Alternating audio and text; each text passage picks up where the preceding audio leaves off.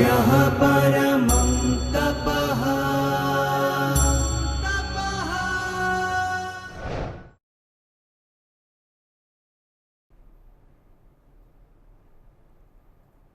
नमस्कार मित्राणि, पत्राचार द्वारा संस्कृतम् इति कार्यक्रमस्य प्रवेशपुस्तकस्य तृतीयपाठे भवतां सर्वेषां स्वागतम्।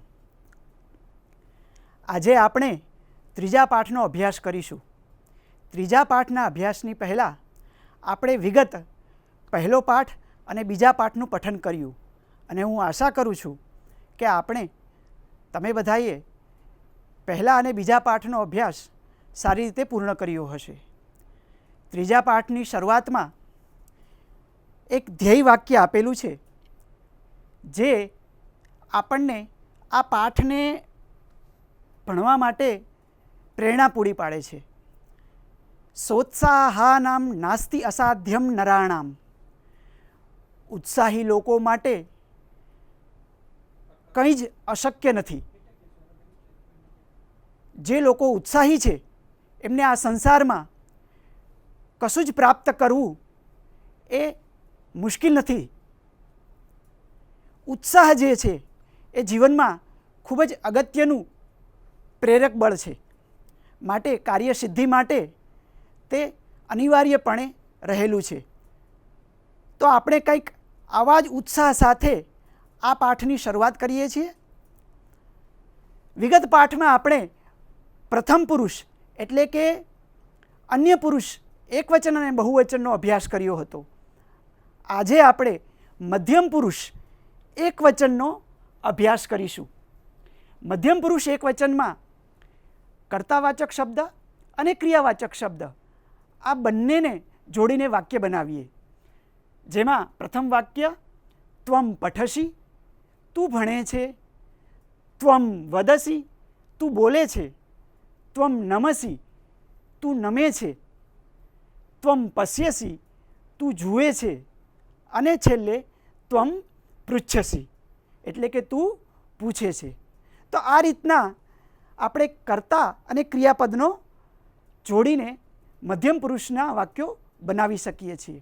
એ જ રીતના બીજા વાક્યોમાં ત્વમ ગચ્છસી, તું જાય છે। ત્વમ ધાવસી, તું દોડે છે। ત્વમ અટસી, તું ફરે છે। ત્વમ તિષ્ઠસી, તું ઊભો રહે છે। અને છેલ્લે ત્વમ ક્રીડસી એટલે કે તું રમે છે। તો મિત્રો, આપણે જોયું કે મધ્યમ પુરુષ એકવચનમાં કર્તા ત્વમ અને ક્રિયાપદ પઠસી વગેરેનો ઉપયોગ કરીને કઈ રીતે આપણે વાક્યો બનાવી શકીએ છીએ। આ જ રીતના આપણે મધ્યમ પુરુષ બહુવચનનો ક્રિયાપદ સાથે જોડીને વાક્યો બનાવતા શીખીએ। જેમાં મધ્યમ પુરુષમાં કર્તૃવાચક પદ તરીકે યુયમ પદ વપરાશે, એટલે કે યુયમ ખાદથ, તમે બધા ખાઓ છો। એ જ રીતના યુયમ હસથ, તમે બધા હસો છો। યુયમ ગાયથ, તમે બધા ગાઓ છો। યુયમ લિખથ, તમે બધા લખો છો। અને યુયમ વહથ, તમે બધા વહન કરો છો। અહીંયા આપણે કર્તાવાચક તરીકે યુયમ અને એની સાથે પઠથ વગેરે ક્રિયાપદોનો ઉપયોગ કરીને વાક્ય રચના કરી। યુયમ ખાદથ, તમે બધા ખાઓ છો। યુયમ હસથ, તમે બધા હસો છો। યુયમ ગાયથ, તમે બધા ગાઓ છો। યુયમ લિખથ, તમે બધા લખો છો। અને છેલ્લે યુયમ વહથ, તમે બધા વહન કરો છો। તો મિત્રો, આપણે જોયું કે મધ્યમ પુરુષ અથવા દ્વિતીય પુરુષ એકવચન અને બહુવચનનો ક્રિયાપદોની સાથે કેવી રીતના આપણે જોડીને વાક્ય રચના કરી શકીએ છીએ। આ રીતના મધ્યમ પુરુષના વાક્યો આપણે વાક્ય પ્રયોગમાં લઈ શકીએ છીએ। હવે અહીંયા આપણે એક સ્પષ્ટતા કરવી આવશ્યક છે। ગુજરાતી ભાષામાં જ્યારે સંસ્કૃતનો પ્રયોગ થતો હોય છે ત્યારે પઠામી, પઠાવહ, પઠામહ આ પ્રમાણે પ્રથમ પુરુષ તરીકે એને વાપરવામાં આવે છે અને પઠતી, પઠતઃ, પઠંતી જે છે એને તૃતીય પુરુષ તરીકે ઓળખવામાં આવે છે. પરંતુ મિત્રો સંસ્કૃતમાં પઠતી, પઠતઃ, પઠંતી આ જે ક્રિયાપદો છે એને પ્રથમ પુરુષ તરીકે અથવા અન્ય પુરુષ તરીકે ઓળખવામાં આવે છે અને પઠામી, પઠાવહ, પઠામહ આ જે ક્રિયાપદો છે એને ત્રીજો પુરુષ અથવા ઉત્તમ પુરુષ તરીકે ઓળખવામાં આવે છે. તો આપણે આ સમગ્ર પ્રવેશ પુસ્તકમાં આ પ્રમાણેનું પુરુષનો બોધ આગળ પણ સમજશું. તો આ વાત આપણે ધ્યાનમાં રાખીશું. તો મિત્રો આપણે મધ્યમ પુરુષનો એકવચન અને બહુવચનનો વાક્યાભ્યાસ પૂર્ણ કર્યો. હવે આપણે ઉત્તમ પુરુષ એકવચનનો વાક્યાભ્યાસ કરીશું, જેમાં કર્તૃવાચક તરીકે અહમ પદ આવશે અને ક્રિયાવાચક તરીકે આપણે અલગ અલગ ક્રિયાપદોને જોડીને વાક્ય રચના કરીશું. અહમ ઈચ્છામિ, હું ઈચ્છું છું. અહમ નૃત્યામિ, હું નૃત્ય કરું છું. અહમ સ્મરામિ, હું સ્મરણ કરું છું. અહમ જિઘ્રામિ, હું સૂંઘું છું. અહમ વસામિ, હું રહું છું. એ જ રીતના અહમ વદામિ, હું બોલું છું. અહમ પૃચ્છામિ, હું પૂછું છું. અહમ ગચ્છામિ, હું જાઉં છું. અહમ ધાવામિ, હું દોડું છું. અને છેલ્લે અહમ પશ્યામિ, હું જોઉં છું. તો આ રીતે મિત્રો ઉત્તમ પુરુષ અથવા ત્રીજો પુરુષ એકવચનની વાક્યરચના આપણે કરી શકીએ છીએ. એ જ રીતના આપણે ઉત્તમ પુરુષ બહુવચનનો વયમ એ પ્રમાણેના કર્તૃવાચક પદ સાથે ક્રિયાપદને જોડીને વાક્યરચના કરી શકીએ છીએ. તો જોઈએ એ વાક્યરચના. વયમ ક્રીડામઃ, અમે બધા રમીએ છીએ. વયમ લિખામઃ, અમે બધા લખીએ છીએ. વયમ પીબામઃ, અમે બધા પીએ છીએ. વયમ યચ્છામઃ, અમે બધા આપીએ છીએ. વયમ તિષ્ઠામઃ, અમે બધા ઊભા રહીએ છીએ. એ જ રીતના વયમ નમામઃ, અમે બધા નમસ્કાર કરીએ છીએ. વયમ વહામઃ, અમે બધા વહન કરીએ છીએ. વયમ નયામઃ, અમે બધા લઈ જઈએ છીએ. વયમ ધાવામઃ, અમે બધા દોડીએ છીએ. અને છેલ્લે વયમ સ્મરામઃ, અમે બધા યાદ કરીએ છીએ. તો મિત્રો આપણે જોયું કે વયમ એ કર્તૃવાચક પદની સાથે અલગ અલગ ધાતુઓના રૂપોને જોડીને ઉત્તમ પુરુષ અથવા ત્રીજો પુરુષ બહુવચનના વાક્યોનો આપણે અભ્યાસ કર્યો. તો આ રીતે મધ્યમ પુરુષ એકવચન અને બહુવચનનો અને ઉત્તમ પુરુષ અથવા ત્રીજો પુરુષ એકવચન અને બહુવચનનો વાક્યાભ્યાસ આપણે વિગત કેટલીક સ્લાઇડમાં આપણે જોયો. મિત્રો અહીંયા આપણે મધ્યમ પુરુષ કે દ્વિતીય પુરુષ અને ઉત્તમ પુરુષ અથવા ત્રીજા પુરુષના એકવચનના વાક્યોનો બહુવચનમાં પરિવર્તન કરીશું. ઉદાહરણ તરીકે ત્વમ પઠસી મધ્યમ પુરુષનું વાક્ય છે, એનો બહુવચનમાં યુયમ પઠથ. એ જ રીતના યુયમ પીબથ, જેનું ત્વમ પીબસી વાક્ય બનશે. એ જ રીતના ત્વમ પીબસી છે તો એમનું યુયમ પીબથ વાક્ય બનશે. ત્વમ ગચ્છસી યુયમ ગચ્છથ. એ જ રીતના અહમ ઈચ્છામિ વયમ ઈચ્છામઃ. વયમ ક્રીડામઃ અહમ ક્રીડામિ. વયમ ગચ્છામઃ અહમ ગચ્છામિ. તો આપણે જોયું કે જે પુરુષનું વાક્ય એકવચનમાં હોય તો એને આપણે બહુવચનમાં પરિવર્તિત કર્યું, અને બહુવચનમાં જો વાક્ય છે તેને આપણે એકવચનમાં પરિવર્તિત કર્યું. એ જ રીતના જે વાક્યો બીજા પુરુષમાંથી ત્રીજા પુરુષ અને પ્રથમ પુરુષમાં આપણે અહીંયા બદલવાના છે. જેવી રીતે સહ પશ્યતિ જેનું બનશે અહમ પશ્યામિ, અને ત્વમ પઠસી એનું બનશે અહમ પઠામિ.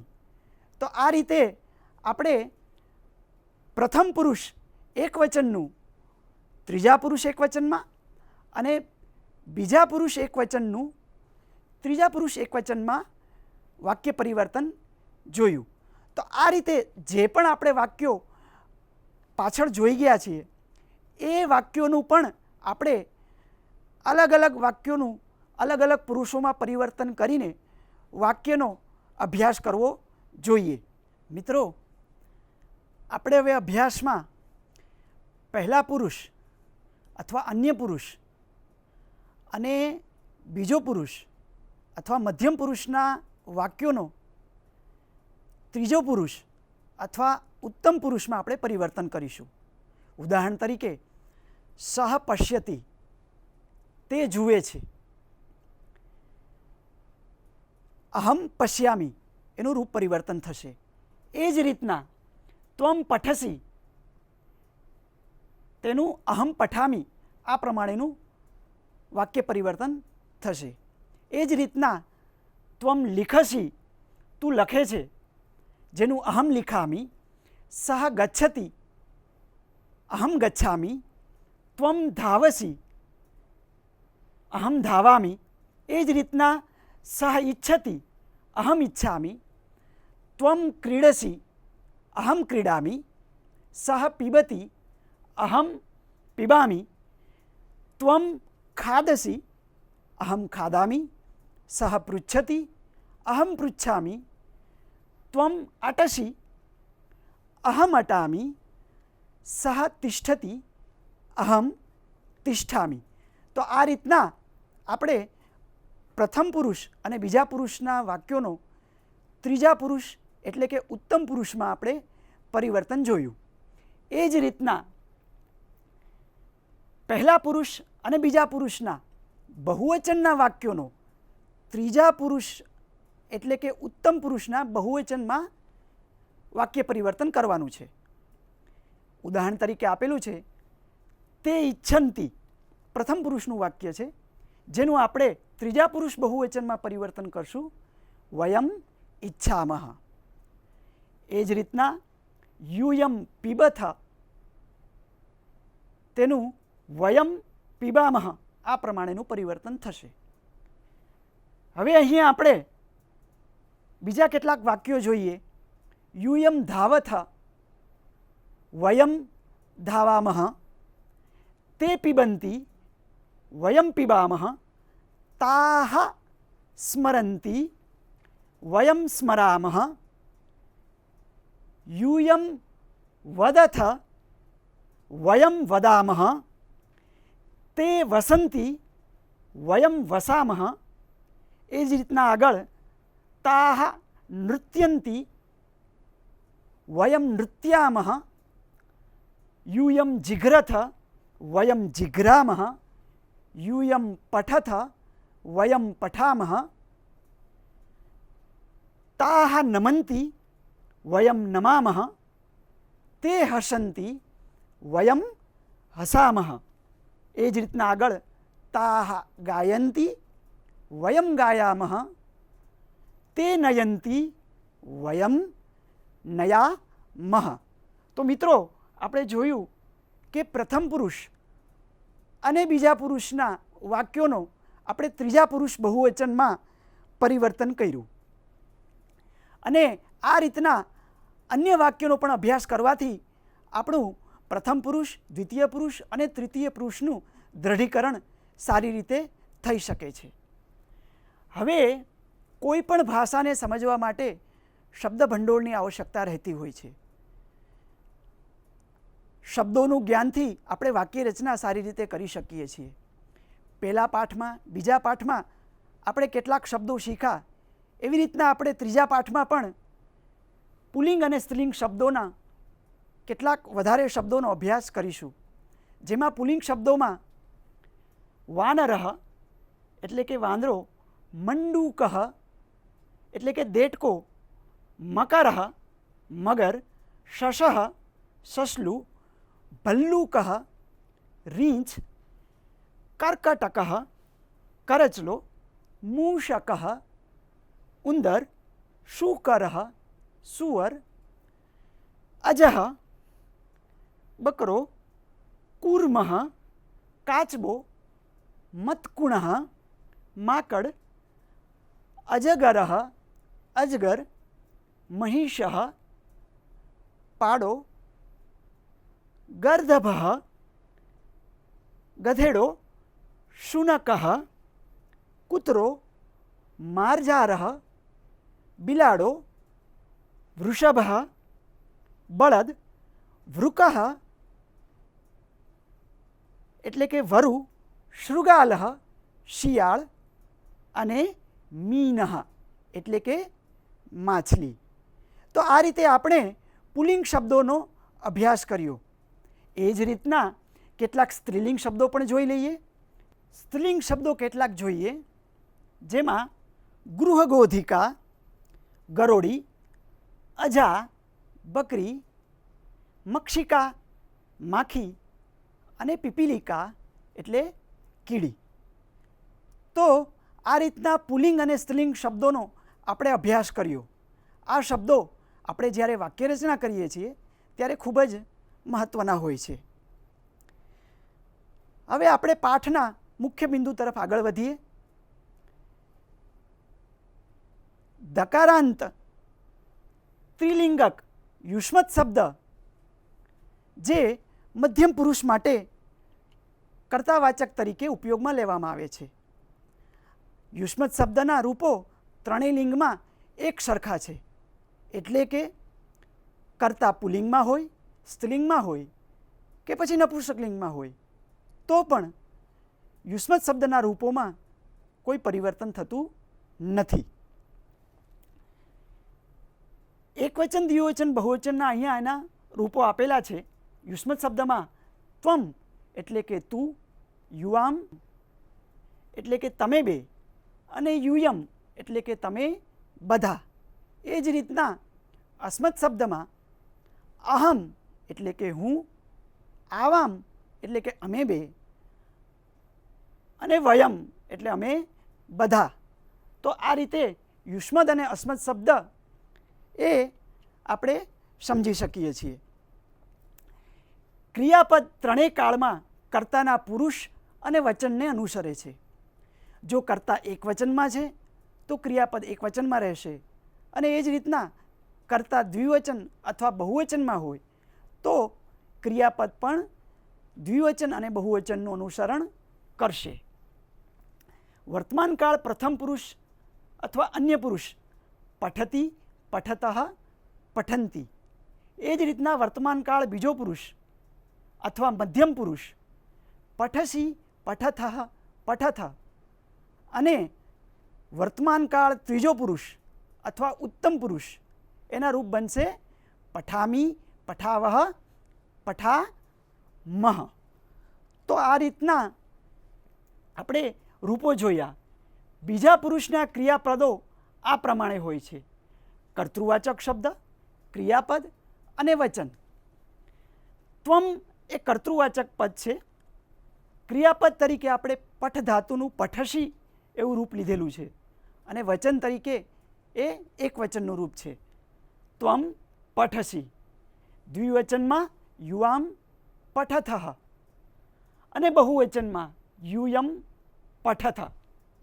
સંસ્કૃતમાં ક્રિયાપદ ગુજરાતીની જેમ લિંગ પ્રમાણે બદલાતા નથી, એટલે કે સંસ્કૃતનું ક્રિયાપદ એ લિંગનું અનુસરણ કરતું નથી. ત્રણેય લિંગમાં ક્રિયાપદના રૂપ એક સરખા જ ચાલે છે. જેવી રીતના ગુજરાતીમાં બાલિકા ઊભી છે અને બાળક ઊભો છે, તો આ રીતના ઊભી છે અને ઊભો છે આ રીતનું પરિવર્તન જોવા મળે છે. આ પ્રમાણેનું પરિવર્તન એ સંસ્કૃતમાં થતું નથી. બાલકઃ તિષ્ઠતિ, છોકરો ઊભો છે. બાલિકા તિષ્ઠતિ, છોકરી ઊભી છે. વાહનમ તિષ્ઠતિ, વાહન ઊભું છે. તો આ રીતે આપણે જોયું કે સંસ્કૃતમાં ક્રિયાપદ છે એની એક સમાનતા આપણને જોવા મળે છે.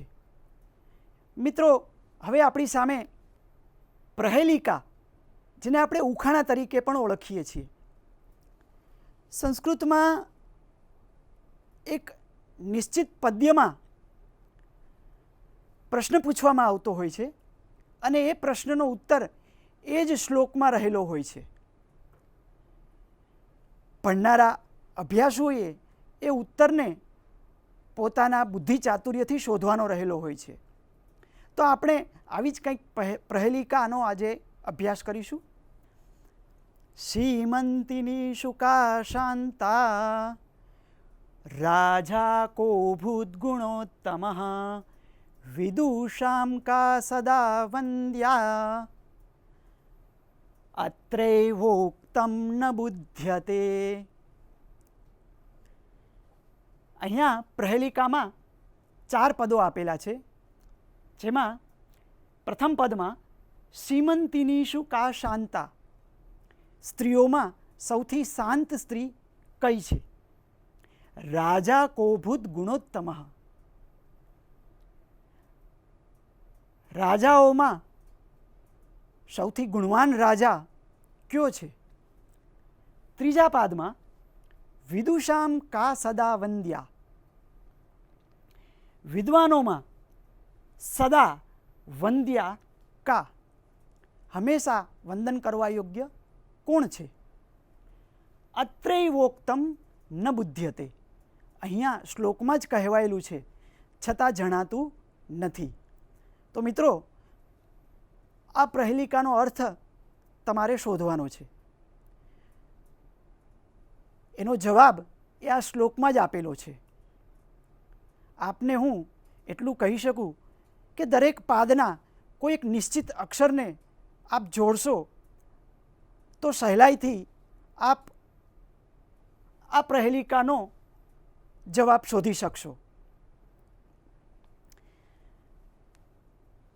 નહીં તો આ પાઠના અંતે હું આનો જવાબ આપને કહીશ. આ જ રીતના આપણે હવે આગળ સંગ્રાહ્ય વિષય તરફ આગળ વધીએ છીએ. આજનો સંગ્રાહ્ય વિષયમાં આપણે દર્શનોની ચર્ચા કરીશું. આપણે જાણીએ છીએ કે જગતમાં કેટલી વસ્તુઓ દૃશ્ય અને અદૃશ્ય રૂપે રહેલી હોય છે. આ બધી વસ્તુઓ જુદી જુદી રીતના તેમના ગુણો પણ જુદા જુદા અને અલગ હોય છે. આ બધાને વસ્તુઓની શોધનું નામ એ જ દર્શન. દર્શન 2 પ્રકારના છે, આસ્તિક દર્શન અને નાસ્તિક દર્શન. અહીંયા આપણે આસ્તિક એટલે ઈશ્વરને માનનાર અને નાસ્તિક એટલે ઈશ્વરને ન માનનાર એવો અર્થ સમજવાનો નથી, પરંતુ આસ્તિક એટલે વેદની પ્રભુતાને સ્વીકારનાર અને નાસ્તિક એટલે વેદની મહત્તાને ન સ્વીકારનાર એ પ્રમાણેનો અર્થ લીધેલો છે. તો મુખ્યત્વે 6 આસ્તિક દર્શનો કહેલા છે, જેમાં સાંખ્ય, યોગ, ન્યાય, વૈશેષિક, પૂર્વમીમાંસા અને ઉત્તરમીમાંસા એ પ્રમાણે 6 આસ્તિક દર્શનો છે. નાસ્તિક દર્શનોમાં ચાર્વાક, જૈન અને બૌદ્ધ આ 3નો સમાવેશ થાય છે. બૌદ્ધ દર્શનના 4 સંપ્રદાયો જે છે કહેવાયેલા છે, એ 4 સંપ્રદાયો સૌત્રાંતિક, વૈભાષિક, માધ્યમિક અને યોગાચાર.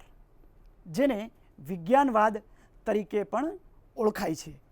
તો આ રીતે બૌદ્ધ દર્શનના 4 સંપ્રદાયો જે છે એ પ્રસિદ્ધ છે. હવે સંસ્કૃત વાङ्મયનો પરિચય એ બિંદુ તરફ આપણે આગળ વધીએ. ઉપનિષદો વેદના મુખ્ય ભાગ તરીકે છે. કુલ મુખ્ય 108 ઉપનિષદો ઉપલબ્ધ છે. ઉપનિષદોમાં મુખ્યત્વે બ્રહ્મ, જીવાત્મા, પરમાત્મા, જગત અને પદાર્થો વિશેનું વર્ણન કરવામાં આવેલું છે. અને અત્યંત જટિલ તત્વજ્ઞાનના સત્યોને વાર્તાલાપ દ્વારા ખૂબ જ સરળ રીતના એને ઉદ્ઘાટિત કરવામાં આવ્યા છે. ઉદાહરણ રૂપે યાજ્ઞવલ્ક્ય અને મૈત્રેયીનો સંવાદ, ઉદ્દાલક અને શ્વેતકેતુની વચ્ચે થયેલો વાર્તાલાપ, આ રીતના મુખ્ય ઉપનિષદો એ 10 છે, જેના નામો ઈશાવાસ્યોપનિષદ, કેનોપનિષદ, કઠોપનિષદ જેને આપણે જાણીએ છીએ, યમ અને નચિકેતા વચ્ચેનો સંવાદ એમાં મુખ્યત્વે છે, પ્રશ્નોપનિષદ પ્રશ્નરૂપે રહેલો છે, મુંડકોપનિષદ, માંડુક્યોપનિષદ, તૈત્તિરીયોપનિષદ, બૃહદારણ્યકોપનિષદ, છાંદોગ્યોપનિષદ અને 10મો ઐતરેયોપનિષદ. તો આ રીતના 10 ઉપનિષદો એ મુખ્ય રૂપે રહેલા છે. મિત્રો,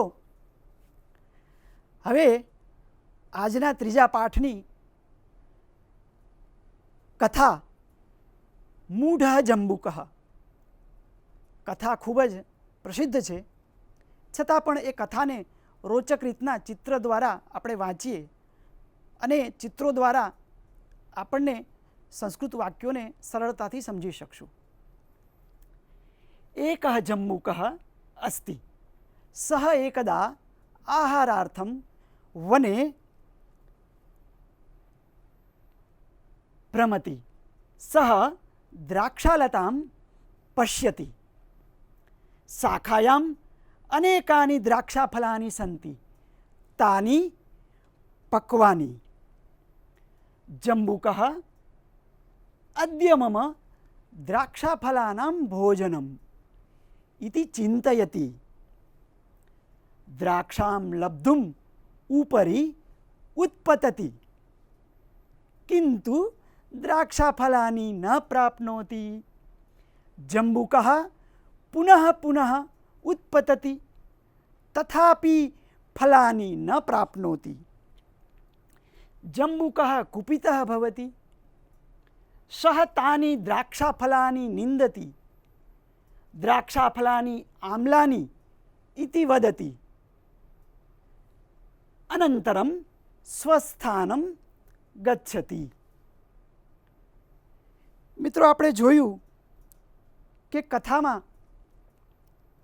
કેટલા સરળ શબ્દો દ્વારા આપણને કથાના વાક્યોનું જ્ઞાન થાય છે. હવે આપણે આ કથામાં રહેલા, કથાને સમજ્યા પછી અભ્યાસમાં આપેલા પ્રશ્નોનો જવાબ આપીએ. જંબુક કિમ પશ્યતિ? જંબુક દ્રાક્ષાલતામ પશ્યતિ. દ્રાક્ષાફલાની લબ્ધુમ જંબુક કિમ કરોતિ? દ્રાક્ષાફલાની લબ્ધુમ જંબુક ઉપરી ઉત્પતતિ. કઃ કુપિતઃ ભવતિ? જંબુક કુપિતઃ ભવતિ. સઃ કિમ વદતિ? જંબુક દ્રાક્ષાફલાની આમ્લાની ઇતિ વદતિ. એ જ રીતના નીચે પ્રશ્નોનો જવાબ આપેલો છે. એ પ્રશ્નો અને એનો જવાબો આપે શાંતિથી વાંચવાના છે. એ જ રીતના હવે આપણે સંસ્કૃત વ્યવહાર, સંસ્કૃતમાં વ્યવહાર કેવી રીતના કરવો એ જોઈએ. રોજ થોડા થોડા વાક્યોનો સંસ્કૃતમાં વ્યવહાર કરવાથી આપણો વ્યવહારનો અભ્યાસ એ વધારે મજબૂત થાય છે અને આપણું જે સંસ્કૃત સંભાષણનું લક્ષ્ય છે એ પૂરું થઈ શકે છે.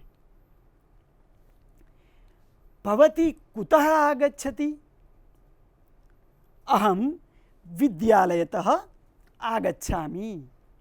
અથવા અહમ ગૃહતઃ, અહમ આપણતઃ એટલે કે દુકાનેથી, અહમ મંદિરતઃ, અહમ ક્રીડાંગણતઃ રમતના મેદાનથી, અહમ વિપણીતઃ બજારથી, અહમ કાર્યાલયતઃ આગચ્છામિ. આ રીતના આપણે અલગ અલગ શબ્દો મૂકીને પણ વાક્યને બનાવી શકીએ છીએ. અગ્રે ભવાન કુત્ર ગચ્છતિ? અહમ ગૃહમ ગચ્છામિ. અથવા અહમ વિદ્યાલયમ ગચ્છામિ.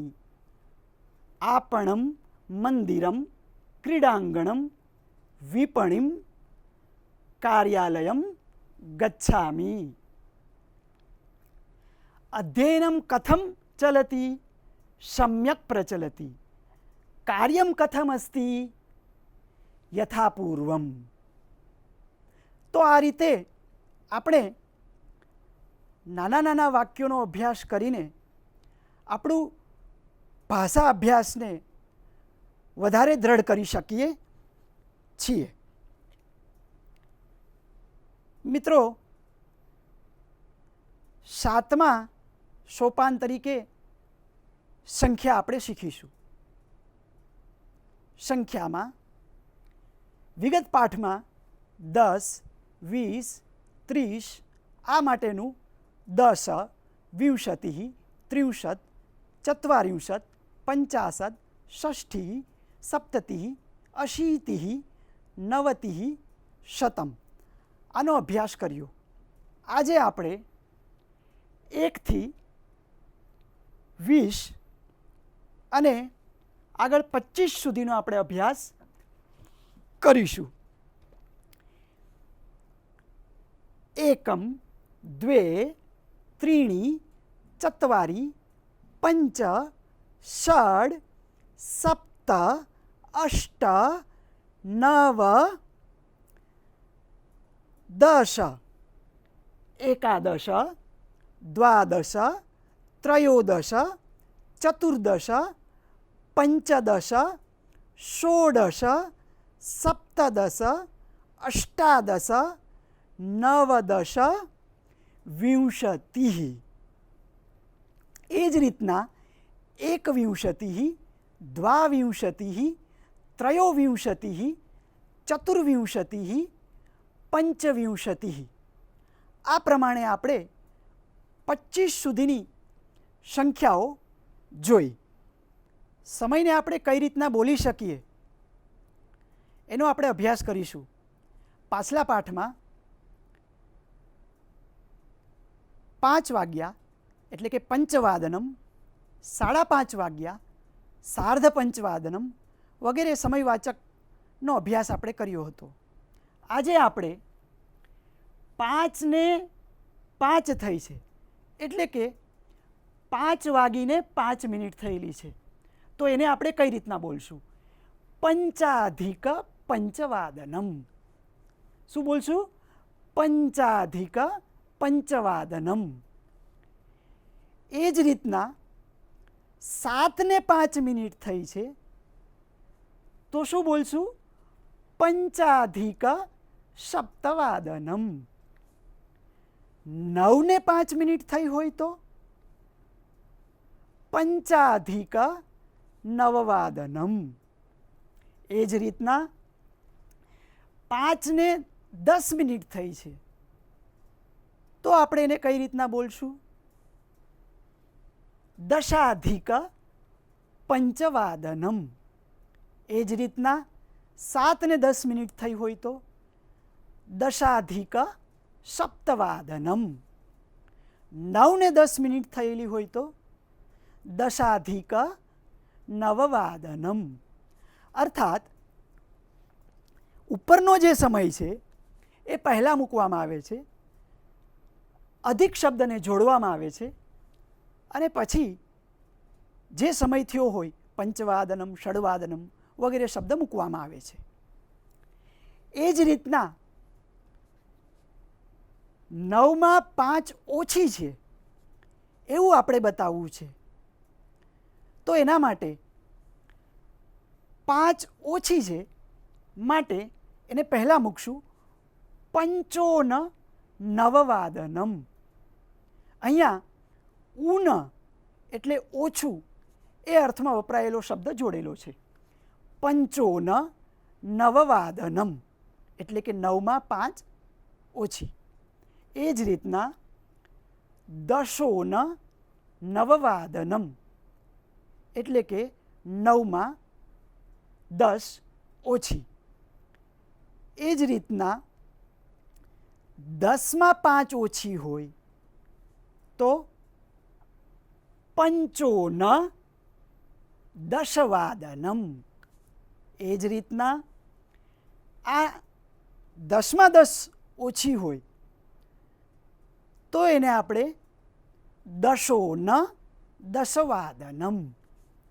આ રીતના આપણે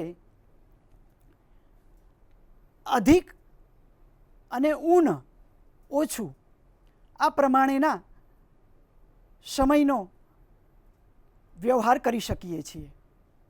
આ રીતના અલગ અલગ બીજા સમયોનો પણ આપણે અભ્યાસ પોતાની રીતના કરવો જોઈએ. જેવી રીતના 6:55, 7:55, 11:55 તો આ બધાનો કેવી રીતના આપણે બોલી શકીએ.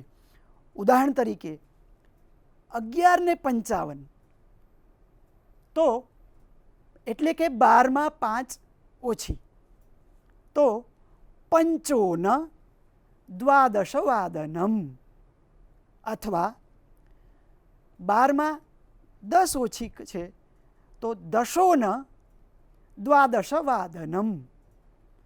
તો આ રીતે અભ્યાસ કરવાથી આપણે સમયને સારી રીતે વાક્ય પ્રયોગમાં લઈ શકીએ છીએ. એ જ રીતના કેટલાક શબ્દોને વાક્યોમાં જોડવાથી એ વાક્ય રચના કરી શકીએ છીએ. જેમાં પુરતઃ, પૃષ્ઠતઃ આ બંનેને આપણે જોઈએ. પુરતઃ એટલે સામે અને પૃષ્ઠતઃ એટલે પાછળ. આ એરાને આપણે ભાલો તરીકે સમજીએ અને આને પ્રક્ષેપાસ્ત્ર શસ્ત્ર તરીકે આપણે સમજીએ. કુંતસ્ય પુરતઃ પ્રક્ષેપાસ્ત્રમ અસ્તિ. ભાલાની સામે પ્રક્ષેપાસ્ત્ર છે. એ જ રીતના પ્રક્ષેપાસ્ત્રસ્ય પૃષ્ઠતઃ કુંતઃ અસ્તિ. તો આપણે જોયું કે પુરતઃ એટલે સામે અને પૃષ્ઠતઃ એટલે પાછળ એ અવ્યયોનો ઉપયોગ કરીને કઈ રીતના આપણે વાક્યાભ્યાસ કરી શકીએ છીએ. એ જ રીતના દક્ષિણતઃ અને વામતઃ. અહીંયા ચિત્રમાં દાદાજી, પૌત્ર અને પુત્ર આ ત્રણેયનો ચિત્ર આપેલું છે. દાદાજીને પિતામહ, પૌત્ર અને એની બાજુમાં પુત્ર આપેલ છે. હવે આપણે વાક્યમાં જોઈએ. પિતામહસ્ય વામતઃ પૌત્ર અસ્તિ. પિતામહસ્ય વામતઃ પૌત્ર અસ્તિ. તથૈવ પૌત્રસ્ય દક્ષિણતઃ પિતામહઃ અસ્તિ. આ રીતે આપણે અન્ય વાક્યનો અભ્યાસ કરીને પણ દક્ષિણતઃ વામતઃ વગેરે શબ્દોને સમજી શકીએ છીએ અને એનો ભાષામાં અભ્યાસ કરી શકીએ છીએ.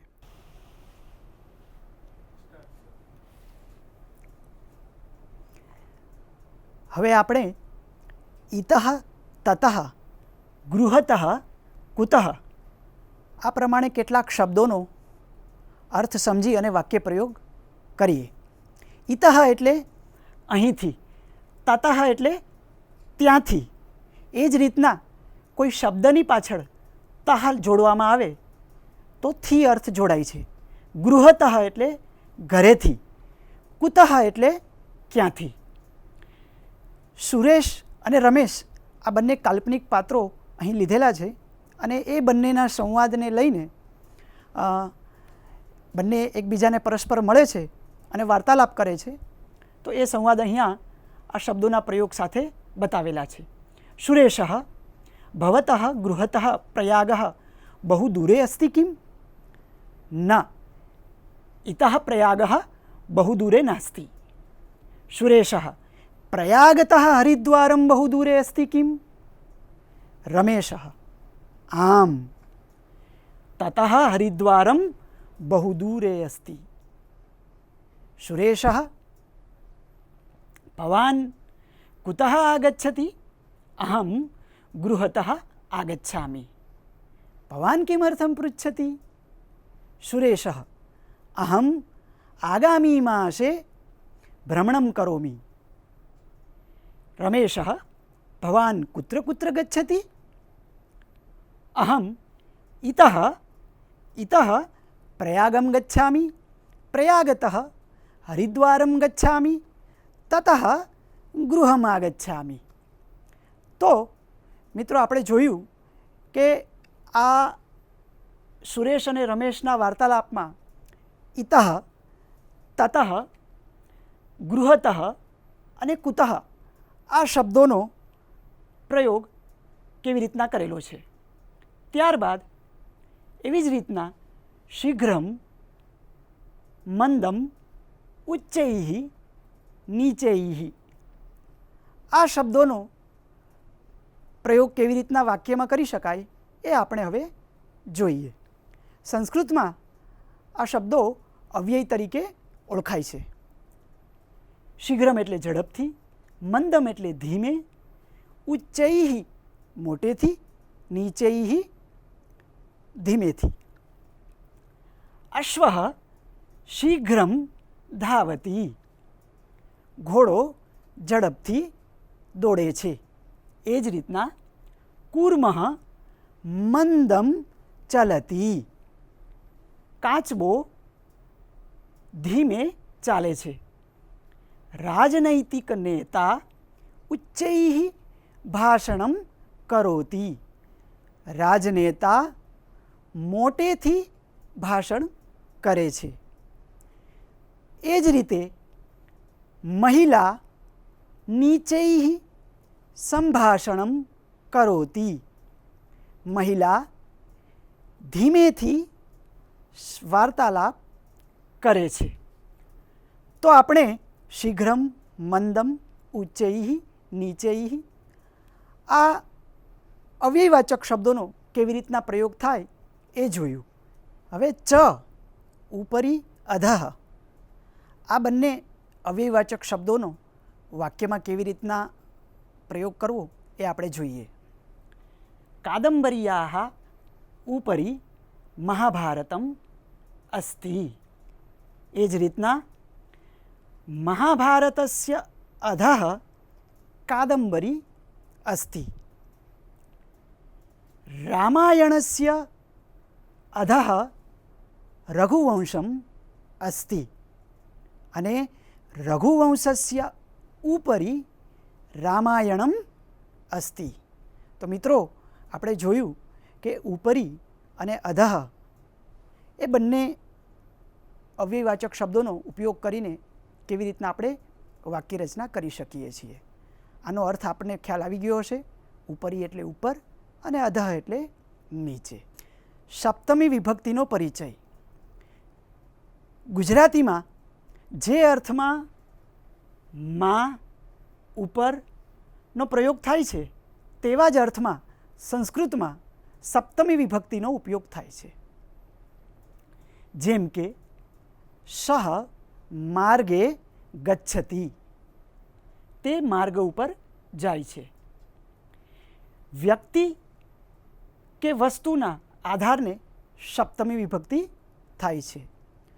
કોઈ વ્યક્તિ હોય કે કોઈ વસ્તુ હોય તો એનો જે આધાર હોય એ આધારવાચક શબ્દને તમારે સપ્તમી વિભક્તિ કરવાની.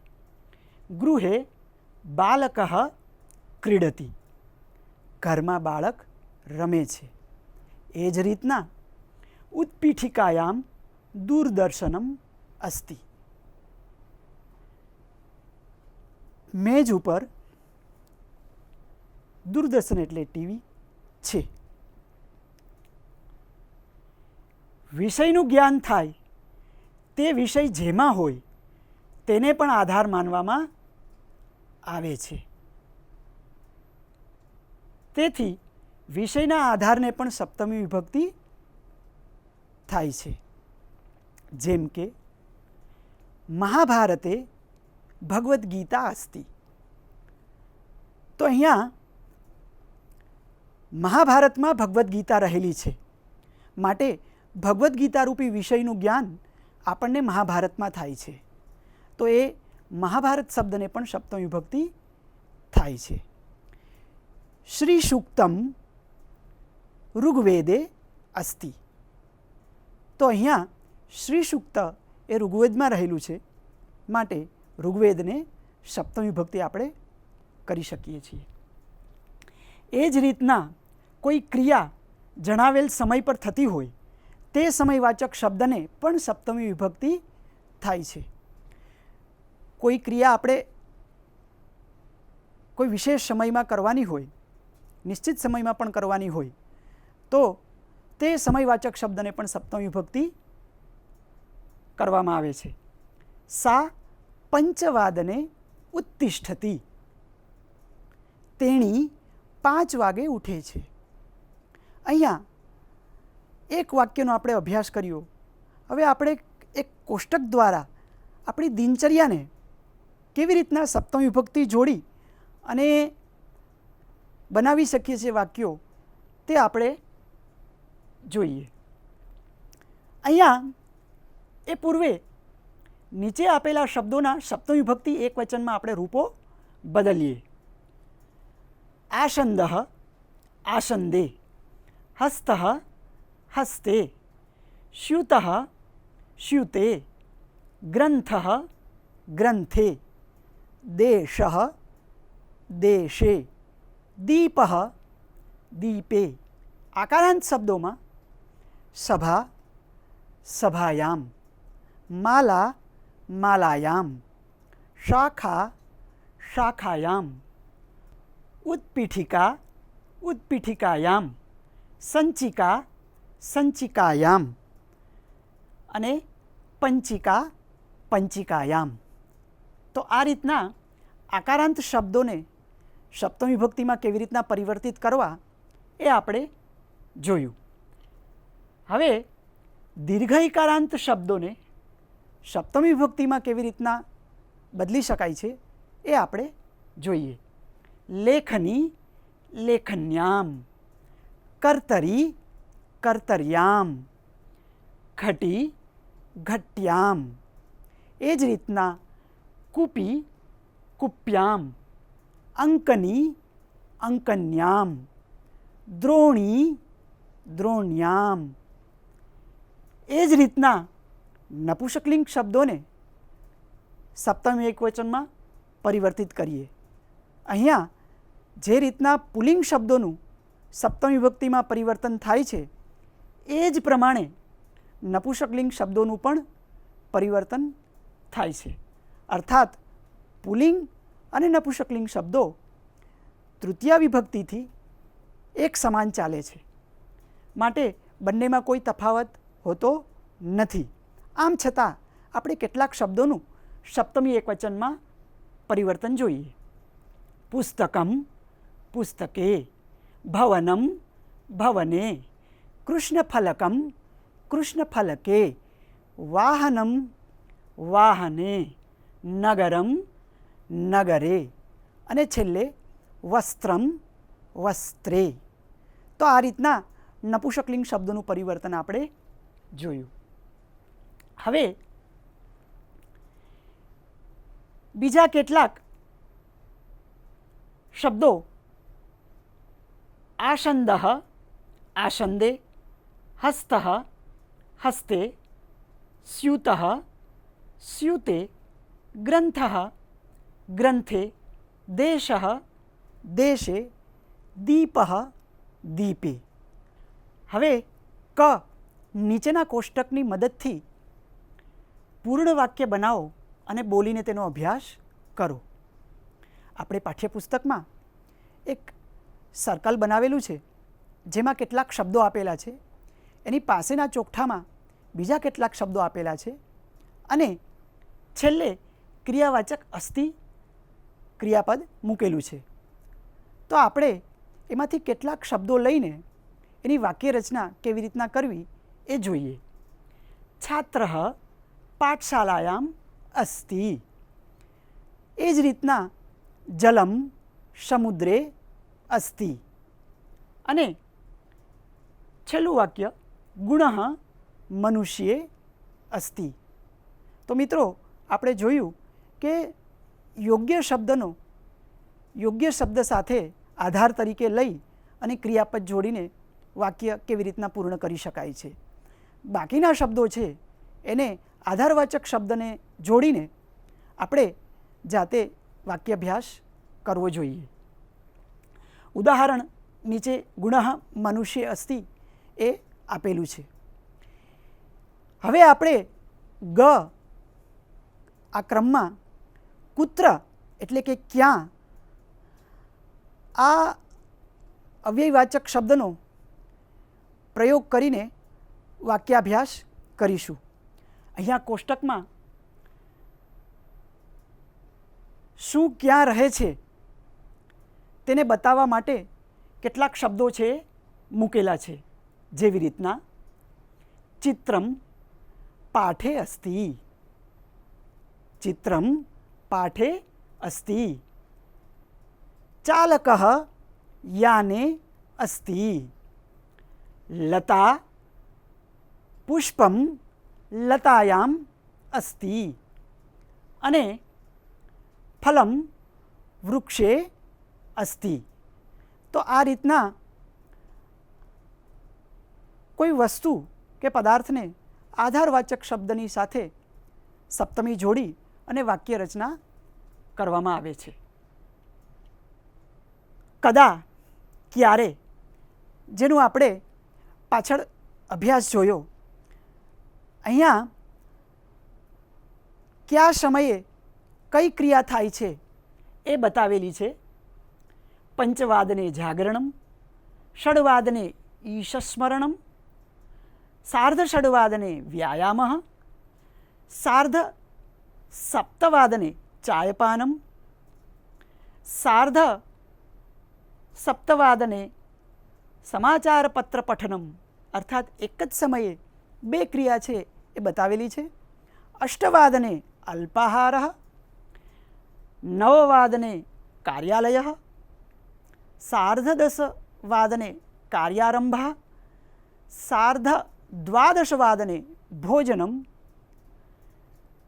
દ્વિવાદને ગોષ્ઠી, દશાધિક-ત્રિવાદને અધિકારી આગમનમ.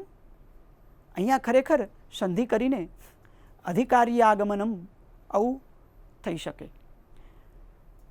ચત્વારિંશદ-અધિક-ત્રિવાદને ચાયપાનમ અને પાદોન પંચવાદને કાર્યાલય સમાપ્તિ. તો આ રીતના અલગ અલગ દિવસ દરમિયાનની ક્રિયાઓ સમય સાથે અહીંયા દર્શાવેલી છે. અહીંયા આ ક્રિયાઓને કદાનો ઉપયોગ કરીને આપણે વાક્ય પ્રયોગ કરી શકીએ છીએ. જાગરણમ કદા અસ્તિ, જાગરણમ પંચવાદને અસ્તિ. એ જ રીતના આપણે ईशस्मरणं कदा अस्ति? ईशस्मरणं षड्वादने अस्ति। व्यायामः कदा अस्ति? व्यायामः सार्धषड्वादने अस्ति। चायपानं कदा अस्ति? चायपानं सार्धसप्तवादने अस्ति। તો આ રીતના આપણે દિવસ દરમિયાનનો આપણી દિનચરીને વાક્યપ્રયોગ દ્વારા વર્ણન કરી શકીએ છીએ. અને અહીંયા આપણે જે પાઠની શરૂઆતમાં સમયવાચક સમય કેવી રીતના આપણે દર્શાવવો એ શીખેલા, એનો પણ અહીંયા આપણને અભ્યાસ થઈ શકે છે. હવે કોઈ વિશેષ માસમાં કોઈ વિશેષ કાર્ય કરતા હોઈએ અથવા નિર્ધારિત હોય તો એને બતાવવા માટે થઈને નીચેનું આ ઉદાહરણ આપેલા છે. જ્યેષ્ઠ માસ, સામાન્ય રીતના એપ્રિલ મહિનામાં જેઠ મહિનો આવતો હોય છે અને ત્યારે કયું કાર્ય કરવાનું છે તો એ એક યાદી કે નોંધ તરીકે અહીંયા દર્શાવેલું છે. જ્યેષ્ઠ માસ એપ્રિલ માસ સાક્ષાત્કાર, ભાદ્રપદ માસ ઓક્ટોબર માસ ચર્ચા, શ્રાવણ માસ અર્થાત જાન્યુઆરી માસ પ્રશિક્ષણમ. હવે અહીંયા આપણે ઉદાહરણમાં પ્રશ્ન અને જવાબમાં આ શબ્દોનો પ્રયોગ કરી શકીએ છીએ. ચર્ચા કદા અસ્તિ? તો ઉત્તર તરીકે ચર્ચા ભાદ્રપદ માસે અસ્તિ. એ જ રીતના પ્રશિક્ષણમ કદા અસ્તિ? પ્રશિક્ષણમ શ્રાવણ માસે અસ્તિ. તો આ રીતના અલગ અલગ મહિનાઓ જે આપણા પ્રવેશ પુસ્તિકામાં આપેલા છે એમાં જોઈ અને કદાનો ઉપયોગ કરી અને તે મહિનામાં થતા કાર્યોને આપણે જણાવી શકીએ છીએ. આગળ શુભાષિતમ. તો મિત્રો, શુભાષિત જે છે એ સુષ્ઠુ ભાષિતમ ઇતિ શુભાષિતમ. શુભાષિત આપણને ઘણો બોધ આપતો હોય છે, પ્રેરણા આપતી હોય છે અને એ પ્રેરણા જીવનમાં આપણને ઉપયોગી થતી હોય છે. અને સંસ્કૃત સુભાષિતો જે છે એને કહેવાની એક વિશિષ્ટ શૈલી છે અને એ શૈલીને કારણે આજે પણ આપણને એ ખૂબ જ મધુર લાગે છે. ન કશ્ચિદપી જાનાતિ કિમ કસ્યાશો ભવિષ્યતિ અતશ્વઃ કરણીયાની કુર્યાદ અદ્યૈવ બુદ્ધિમાન. મિત્રો, કશ્ચિદપી ન જાનાતિ કિમ કસ્ય શ્વઃ ભવિષ્યતિ. કોઈ જાણતું નથી કે કાલે, આવતીકાલે શું થવાનું છે. અતઃ આથી શ્વઃ કરણીયાની આવતીકાલે કરવા યોગ્ય કાર્યો અદ્યૈવ આજે જ બુદ્ધિમાને કરવા જોઈએ. તો અહીંયા જીવનમાં આવશ્યક કાર્યો એ સમયના વિલંબ વગર આજે જ કરવા જોઈએ. જેવી રીતના આપણે કીધેલું છે, ન જાણ્યું જાનકી નાથે કાલે શું થવાનું. તો સમયને વેડફ્યા વગર યોગ્ય કાર્યો, આવશ્યક કાર્યો છે એને પહેલાં કરવા જોઈએ. અહીંયા આતઃ જે તહ જે છે, આથી આ પ્રમાણેનો અહીંયા પ્રયોગ કરેલો છે. તો આવશ્યક કાર્યોનો નિર્દેશ આ સુભાષિતમાં બતાવેલો છે. આ સાથે જ આપણે અહીંયા આપણો આજનો તૃતીય પાઠની વિરામ લઈએ છીએ. હું આશા કરું છું કે આપ તૃતીય પાઠનો અભ્યાસ ખૂબ જ સારી રીતના કરી અને પછી ચતુર્થ પાઠનો આરંભ કરશો. સૌને નમો નમઃ. નમસ્કાર. स्वाध्यायः